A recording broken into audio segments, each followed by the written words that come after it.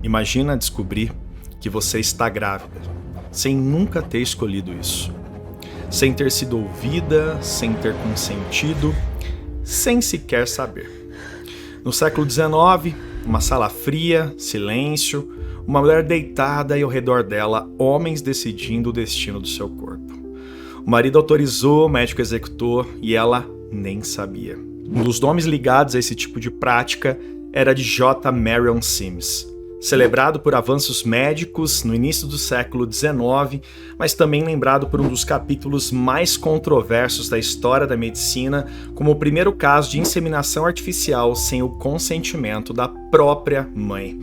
Naquela época, o corpo da mulher não era dela e, em muitos casos, nem a vida dela era propriamente dela. Na Inglaterra, existia algo ainda muito mais difícil de acreditar hoje em dia. Mulheres sendo vendidas em feiras, em praças públicas, como objetos. O marido colocava uma corda no pescoço ou no braço da esposa e a negociava como se fosse propriedade. E não parava por aí não. Filhos também podiam ser tratados como parte desse acordo, famílias reduzidas a transações. Isso não era oficialmente legal, mas era tolerado, aceito e normalizado. Porque no fundo a lógica era sempre a mesma. A mulher não era vista como indivíduo e sim como uma posse. Na mesma Inglaterra, outro cenário acontecia. Correria, desespero. Uma mulher entra no hospital sangrando, esfaqueada pelo próprio marido, mas dessa vez alguém decide agir de forma diferente. Joseph Lister, ele salva a vida dela, mas faz algo ainda mais raro de ocorrer. Ele se posiciona, ele testemunha e o agressor é responsabilizado. Dois momentos, duas realidades, mesma época.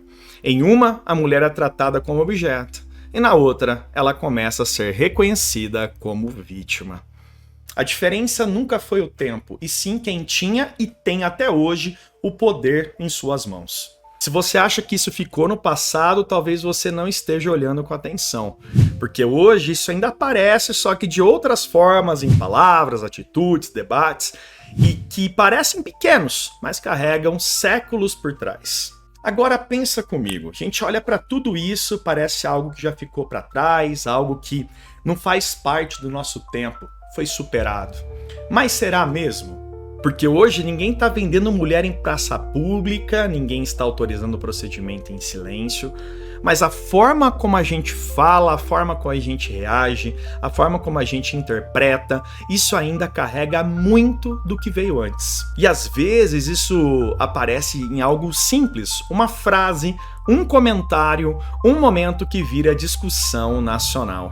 Como aconteceu recentemente no caso de Neymar, quando uma fala virou debate sobre respeito, sobre misoginia e sobre limites da linguagem. Mas aqui entra um ponto que praticamente ninguém está discutindo. Essa frase realmente é um problema ou por trás dela tem algo muito maior? Porque quando uma simples expressão vira debate nacional, talvez a gente não esteja falando só de linguagem. Talvez estejamos falando de história, de cultura, de percepção e principalmente de narrativa. Então, vamos entender isso de verdade. Antes de julgar, é importante sim, a gente precisa entender o que significa essa expressão tá de Chico. Na verdade, pessoal, isso não nasceu hoje, não nasceu na internet e muito menos nessa entrevista.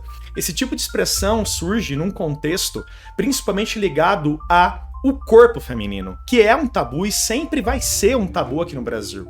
Muitas vezes, ao invés de falar sobre menstruação, nomes eram dados para falar a respeito disso, como ela está de Chico. Isso não significa necessariamente respeito, mas também não podemos colocar como forma de desrespeito simplesmente. E é aqui que o debate começa a ficar interessante, porque a mesma expressão pode ter significados completamente diferentes dependendo do contexto.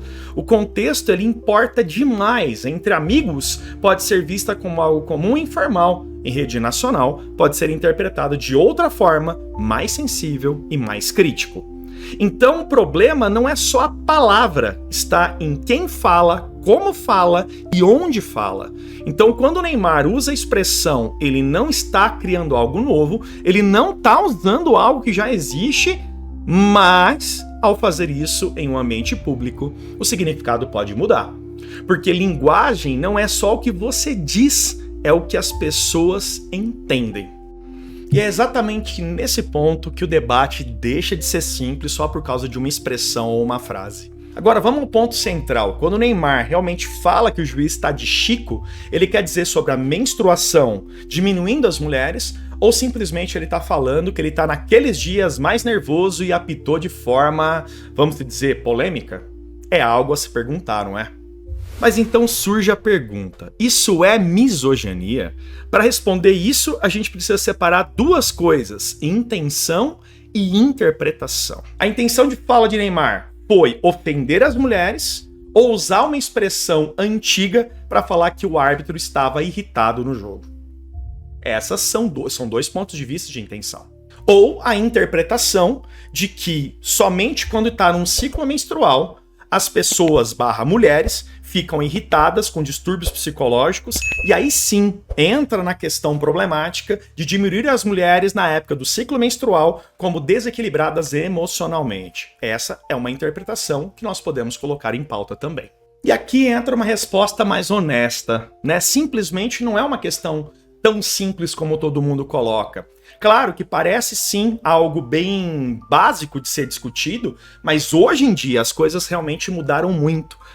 O que antes era só uma expressão, uma frase comum e um contexto até muito caricato e brincalhão, né? Porque muitas vezes a gente poderia estar levando isso na brincadeira, hoje pode sim ser questionado, principalmente pelo tamanho que é o Neymar em rede nacional. Então, realmente é um ponto bem complexo e bem complicado a ser debatido. Mas sim, uma coisa eu posso dizer como professor de biologia, quando as mulheres estão em fase menstrual, elas sim podem ficar irritadas, podem ter alterações hormonais e isso pode também desencadear problemas sociais. Então isso numa questão biológica, isso pode acontecer. Agora, numa questão pessoal, simplesmente eu acredito que foi mais por uma expressão antiga de dizer que o árbitro estava irritado e que ele não conseguia falar com ele. Mas aí fica muito complicado poder dar a minha opinião a respeito dentro de uma discussão tão simples / complexa como essa. Portanto, o que antes era mais comum, hoje se torna algo que pode sim ser questionado. E isso faz parte da evolução da sociedade. Questionar, discutir e saber entender os pontos de cada um. Eu acho isso essencial para a nossa evolução humana. Mas vamos lá, será que realmente isso significa todo esse caso de comoção nacional por causa dessa frase, por causa desse contexto, que sim, pode ser levado para o lado da maldade, inclusive? Será que realmente isso é um problema ao ponto de estar na internet, nas grandes mídias, em grandes discussões e praticamente o Brasil inteiro falando a respeito disso? E é aqui que o debate muda completamente, porque a questão não é só a frase, é a reação. Porque isso ganhou tanta repercussão. E o mais importante, porque os outros casos não ganham. Se a preocupação fosse constante, a gente veria o mesmo nível de discussão em todos os contextos. Mas não é isso que acontece. Algumas falas são amplificadas, outras são completamente ignoradas.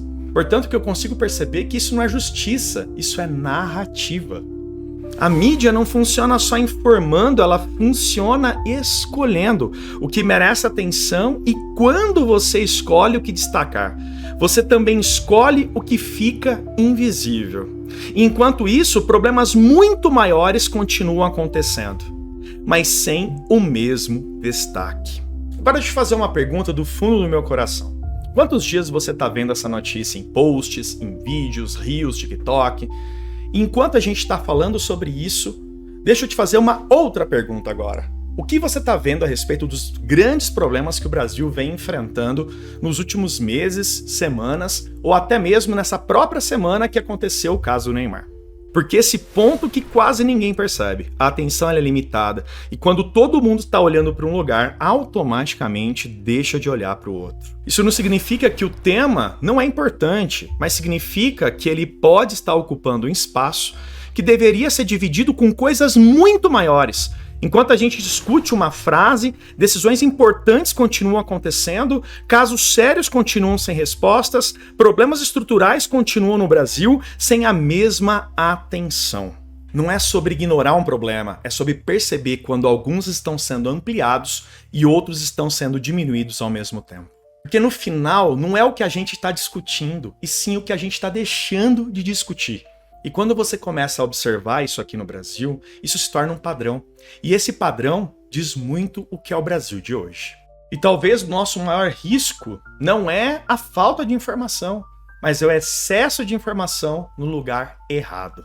Então me responde com sinceridade aqui no comentário.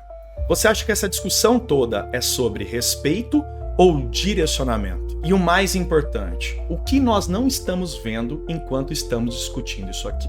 Um forte abraço, tudo de bom para vocês e até a próxima.